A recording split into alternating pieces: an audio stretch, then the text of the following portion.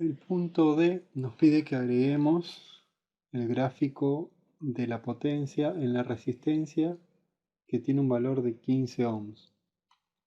Bueno, para hacer esto vamos a ir al programa de simulación. Vamos a hacer un clic con el botón derecho del mouse. Vamos a poner agregar trazo, add trace, y vamos a escribir la expresión que conocemos para la potencia.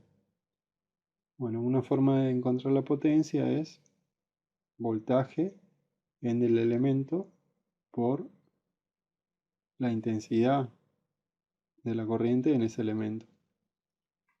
Si ese elemento es una resistencia, también podemos calcular como intensidad al cuadrado por resistencia o voltaje al cuadrado sobre resistencia. Bueno, como podemos ver, en este caso no tenemos la expresión de la resistencia, no tenemos el valor de la resistencia, así que vamos a encontrar el valor de la potencia haciendo la diferencia de potencial en R2 multiplicado por la corriente que atraviesa R2.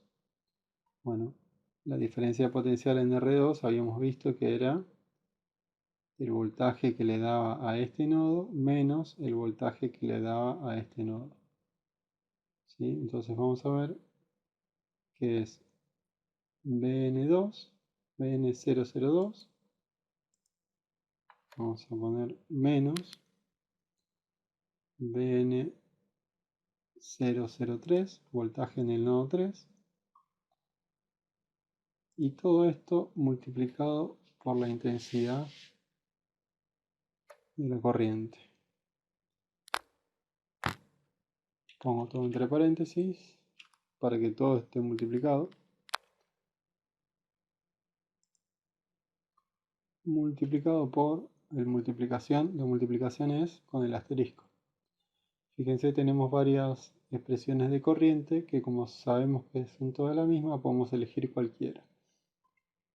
Voy a elegir IR2 porque es la forma correcta de expresarlo, pero como son la misma corriente, el resultado estaría igual numéricamente con cualquiera de las corrientes.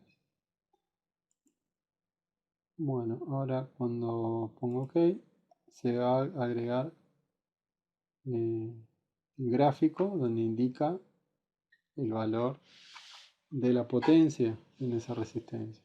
¿Sí? Fíjense que en la escala de la derecha aparece miliwatts, ¿sí?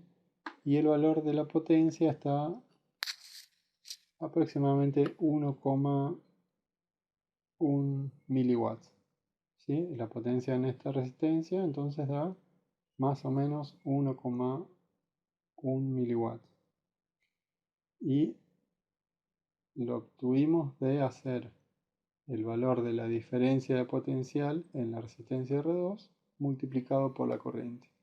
Esto es voltaje de arriba de la resistencia menos voltaje del nodo de abajo de la resistencia multiplicado por la corriente que lo atraviesa.